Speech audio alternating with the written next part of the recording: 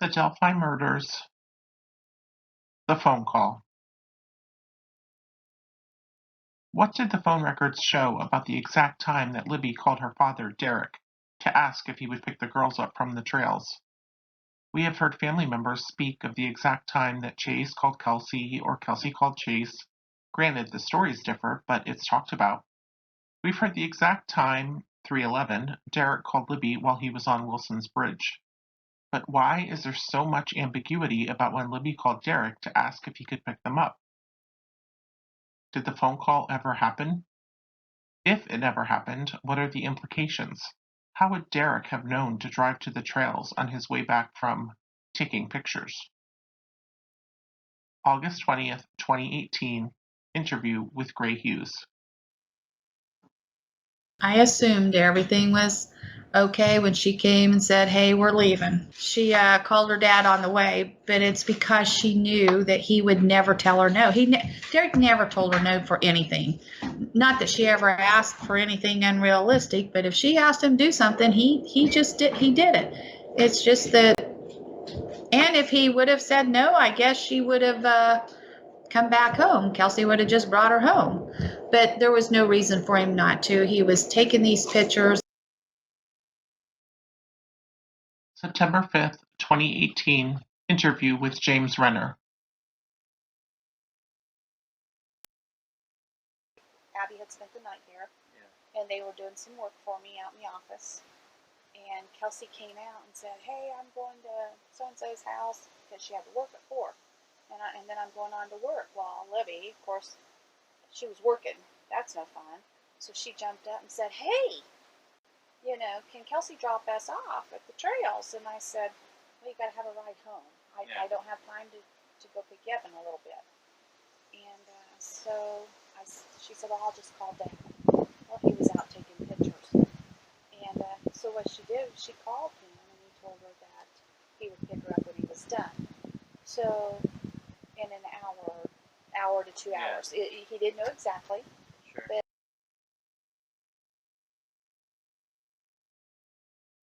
October 5th, 2018, interview with Gray Hughes. And she came out. It was about 1 o'clock. Said, hey, I'm going to go to a friend's house. I'm going to stop by a friend's house before I go to work. And Libby jumped right up and said, hey, can we go to the trails? Can we go High Bridge? And I told them, well, first I said, no, what about the filing? And she said, yeah, we'll finish it when we get back. And I said, well, I'm working. I can't come pick you up in a little bit. You're going to have to make sure you have a ride home. So she said, okay. They left here about 1:30. We used phone records later to go back through and get our timeline as close as what we can. Kelsey dropped them off. She got a phone call from her boyfriend, which was about 1:38. I found out later that Libby didn't call her dad until about that time. But I know it's because she knew that her dad wouldn't tell her no. April 3rd, 2020, interview with Tricia Griffith, owner of websleuths.com.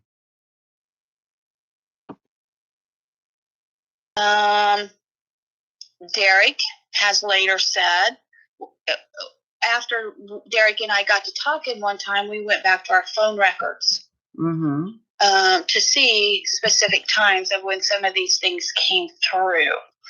So at that time, Derek said, I don't know if she called me before she left or not. But Derek and I both know that he wasn't going to tell her no. Right. Right. He wouldn't. Right. He was out. It wasn't out of his way, but a couple of miles to pick her up. And she just knew. Dad always did. And when she asked him for something, he did it. Right. And so she wasn't worried about him saying no. And if he did, Kelsey would have just had to bring her back. So we aren't sure if she called before she left or on the way. So that is something that has been a little different than our family. The stories have changed. Right. So Derek after he got done, was coming back, and he got to Wilson's Bridge, which is down the road from where they were. Shouldn't you be able to figure out by the phone records you looked at, since it is allegedly known the exact time they were dropped off due to the phone call that occurred between Kelsey and Chase? Why is this one call so elusive?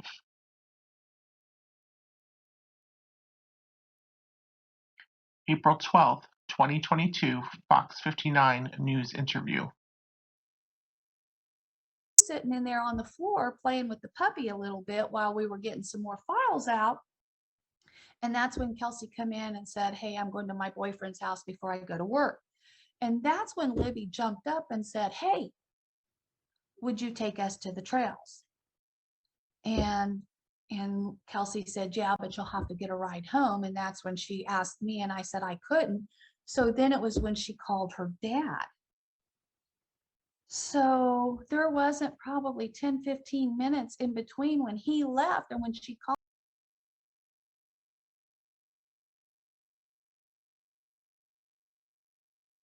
What did the phone records show?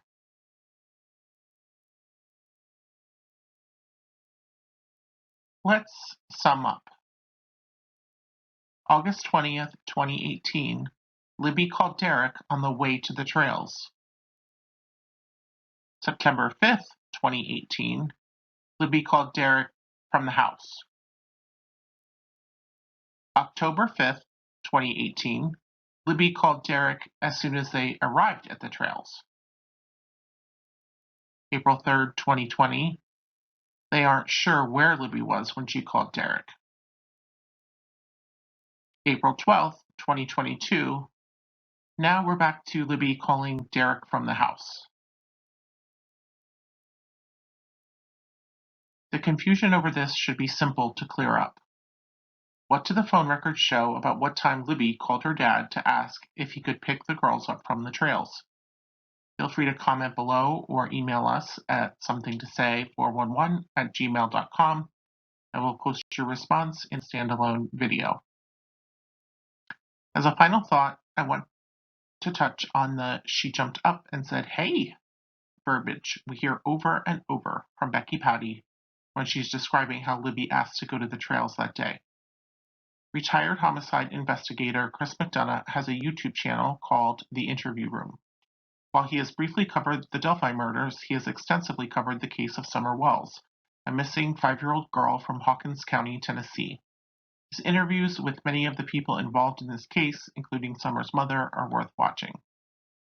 Chris had a live one night for his Cold Case Foundation with his Cold Case Foundation colleague, certified statement analyst Steve Johnson. His YouTube channel is Truth to Lies, where they discuss one such interview Chris had recorded with Summer's mom, Candace. Steve's ability to identify deception in verbal and written statements is fascinating. Besides the clip I'm about to play, check out what he has to say about denigrating statements about victims. I think you'll notice some parallels, and other great stuff. The link to this chat between Chris and Steve will be in the description.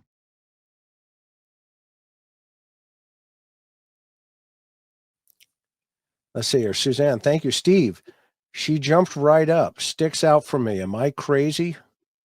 No, you're not crazy at all. That should stick out. It stands out because that's convincing language right there.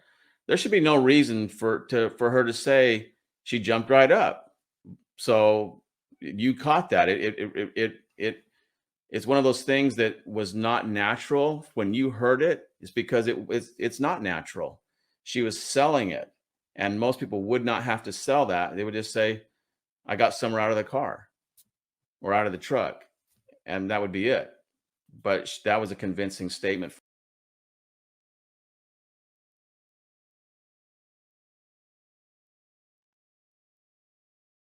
Becky and Derek. What time was that phone call made from Libby's phone to Derek to ask if he could pick them up from the trails?